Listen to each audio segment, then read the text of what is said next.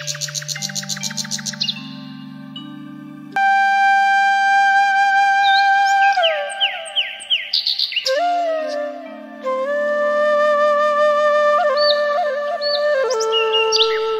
আলাইকুম, কেমন আছেন সবাই?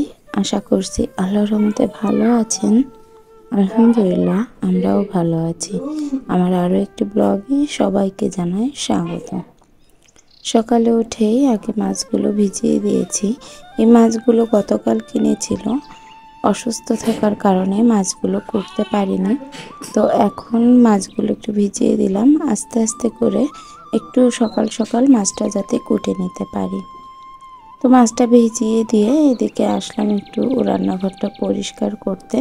আগে কিন্তু একদিন ঝাড় দিলে এটা বেশ থাকতো কয়েকদিন, এখন আর থাকে না। এই যে খরগোশ দুইটা আছে, সারাদিন ছুটে বেড়ায় রুমের ভিতরে, এই জায়গাটাই ঘুরে বেড়ায়। ভিতরে যে রুমটায় আমরা থাকি সেটাই কিন্তু যায় না, এই জায়গাটাই থাকে। তো ওরা যেহেতু ঘুরে ফেরে, ওদের সারা জায়গায় ওদের যে নেদি আছে, প্রস্রাব আছে, ওটা করে বেড়ায়। তো বাথরুমটাও করে এখানে।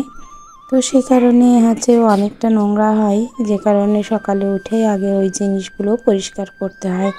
আর যদি পরিষ্কার না করে একটু রেখে দিই তাহলে গন্ধ হয়ে যায়, আর ওটা আমার সহ্য হয় না। এমনিতেই মুরগি রয়েছে একপাশে, তারপরে খরগোশ দুইটা, আর গন্ধ, সব মিলিয়ে আমার খুবই কষ্ট হয় ইদানিং এগুলো পুষতে।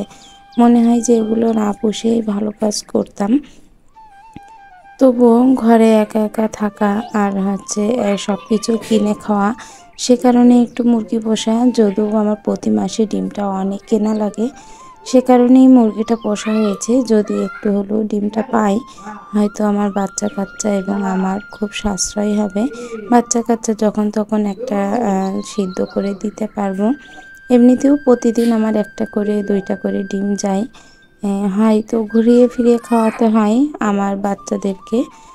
একদিন একজনকে দিলাম, পরের দিন তাকে না দিয়ে আর একজনকে দিলাম, এভাবে করেই চলতে হয়। আর এই যে ঝাড়ু দিচ্ছে, এর ভিতরে খরগোশ দুইটা প্রচুর জ্বালাচ্ছে, ঝাড়ু দিতে দিচ্ছে না। তো সে কারণে ওদেরকে আগে উঠিয়ে নিলাম, নিয়ে তারপরে এই ময়লাগুলো পরিষ্কার করে নিচ্ছি।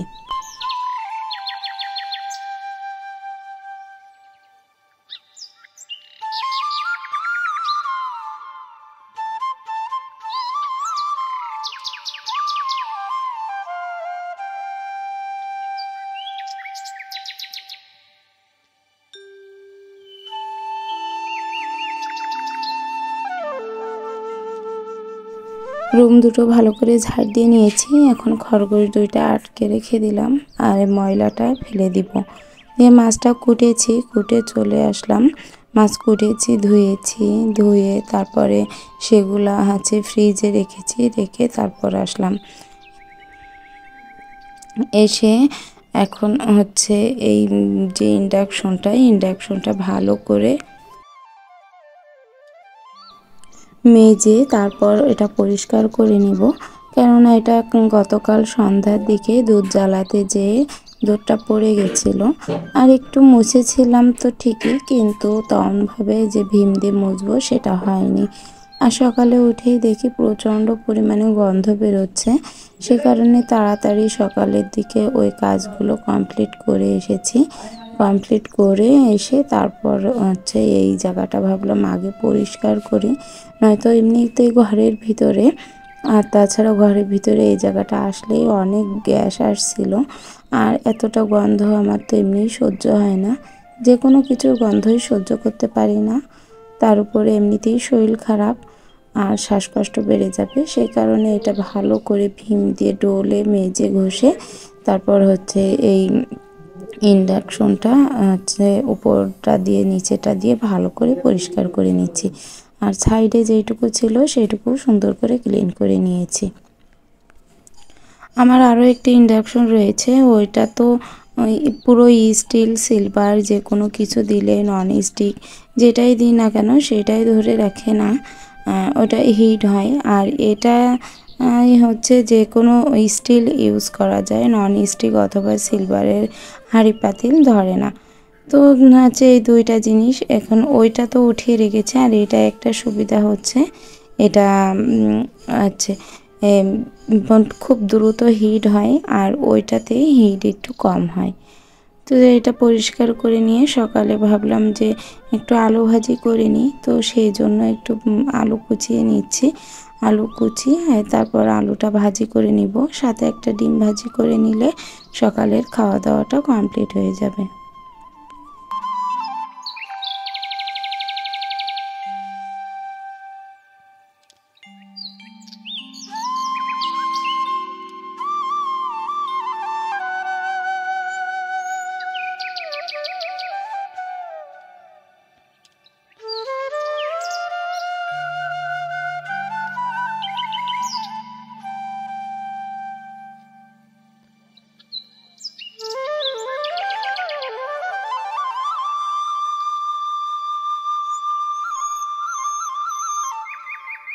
আমি ভাজাভুজি একটু সরিষার তেলে করি, সয়াবিন তেলে একটু কম করার চেষ্টা করি।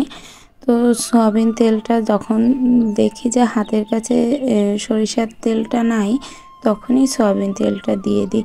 আর যদি দেখি যে না আমার হাতের কাছে দুইটাই আছে, তখন কিন্তু সরিষার তেলটাই দিই। আমার কাছে ভাজাভুজিতে সরিষার তেলটা খেতেই বেশ মজা লাগে। ভর্তা অথবা ভাজি, যে কোনো কিছু ভাজি ভর্তা এগুলা আমি সরিষার তেল ইউজ করি। আরও একটা জিনিসে ইউজ করি, সেটা হচ্ছে খিচুড়িতে। খিচুড়িতেও আমি সরিষার তেলটা দিতে পছন্দ করি, এবং ওটা খেতেও কিন্তু বেশ একটু টেস্ট লাগে। তো আলুতে লবণ হলুদ দিয়ে দিয়েছি, দিয়ে এবার ভালো করে নাড়াচাড়া করে এটা একটু ভেজে নিব। ভেজে নিয়ে তারপর সকালে যে খাওয়াটা আর কি রেডি করব। আর রাইস কুকারে ভাতটা দিয়ে দিয়েছিলাম, সেটা হয়ে গেছে। তো পাতিল থেকে ওটা নামিয়ে রেখেছি, আবার উঠিয়ে দেব। ওই যে পরিষ্কার করছিলাম জিনিসপত্র, এই কারণে পাতিল থেকে ওইটা নামিয়ে রেখে দিয়েছিলাম।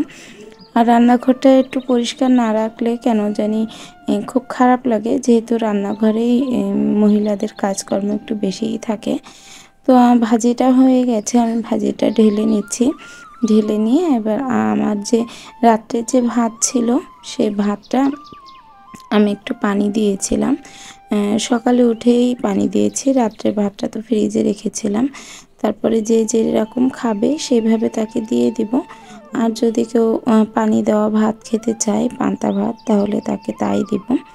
আমার পান্তা ভাত খেতে ভালো লাগে, মনে হয় যে আলু ভাজেছি, ওর সাথে একটু লেবু, সামান্য একটা কাঁচা ঝাল এবং এক চির মতো পেঁয়াজ, সবগুলো দিয়ে একসাথে করে ভাতটা খেতে কিন্তু বেশ ভালো লাগে। এখন তো যেহেতু গরমকাল, আর যে গরম পড়েছে, তাতে এই খাবারটা আমার কাছে বেশ অনেকটাই মজা লাগে।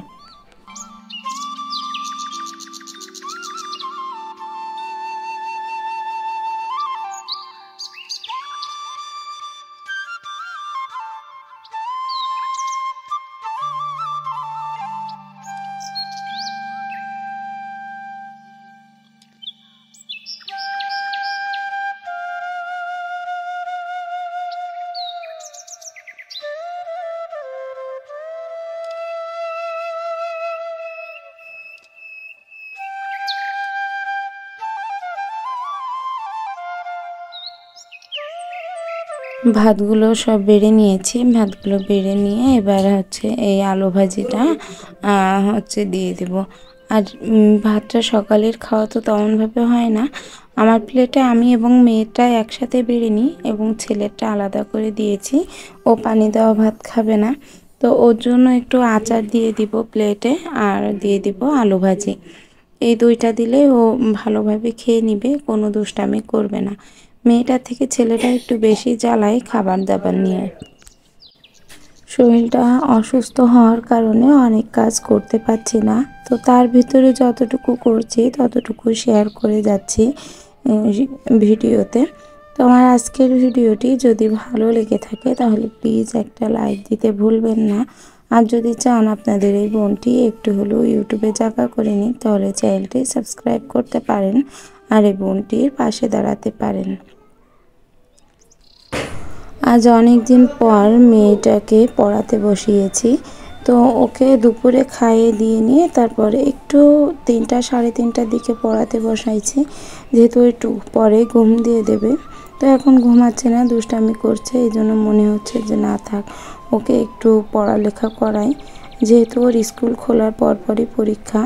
তো ওর স্কুল খুলবে 28 তারিখে, 6 তারিখে ওর পরীক্ষা শুরু। তো সেই কারণে আমি ওকে বারবার বলছি যে আম্মু তুমি ভালোভাবে করে পড়াশুনো করো।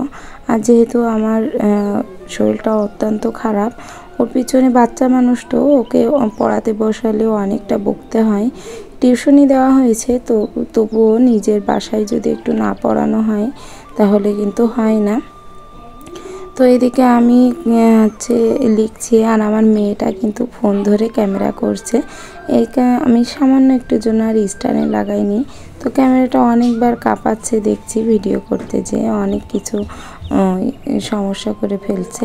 তো ওকে পড়াশুনো করিয়ে ওঠানোর পর থালা বাসন যেগুলো ছিল সেগুলো নিয়ে বিকালের দিকে গেলাম একটু মাজতে।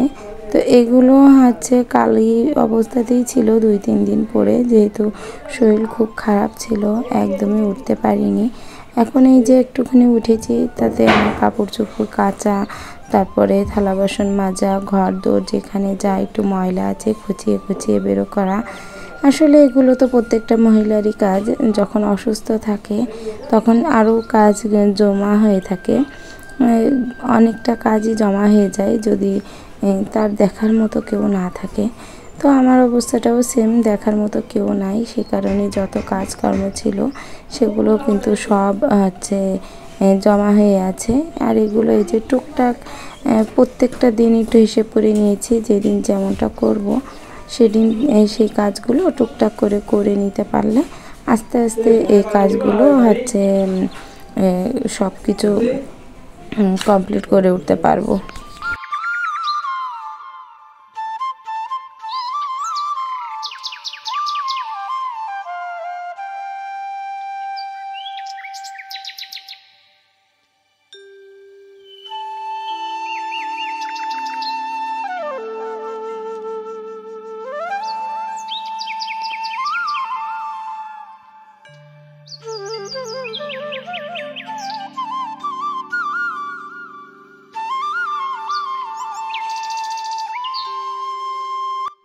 চুলায় যেহেতু রান্না করি, তো কালিকুলি তো একটু ছেনতেই হয়। অনেকে বলে যে গ্যাস কেন ব্যবহার করো না, ইনফ্যাক্ট আমার শ্বশুরবাড়ির লোকও এসে বলে। তো আমার হচ্ছে কাঠের চুলায় রান্না করতে ভালো লাগে, আর তাছাড়াও কাঠের চুলায় রান্না করা খাবার খেতেও খুব ভালো লাগে আমার কাছে, এবং আমার বাসার সবাই খুব পছন্দ করে। তো একটু কষ্ট করে হলেও মাটির চুলায় রান্না করলে কিন্তু খাবারটা খুব ভালো খাওয়া যায়। আর তাছাড়াও সাশ্রয়ের বিষয়টা তো আছেই। তো যাই হোক, সমস্ত কাজ কমপ্লিট করে নিয়েছি, এখন এগুলো উপর দিয়ে তারপরে নিচে যাব। তো আজকের ভিডিওটা এই পর্যন্তই। আল্লাহ হাফেজ।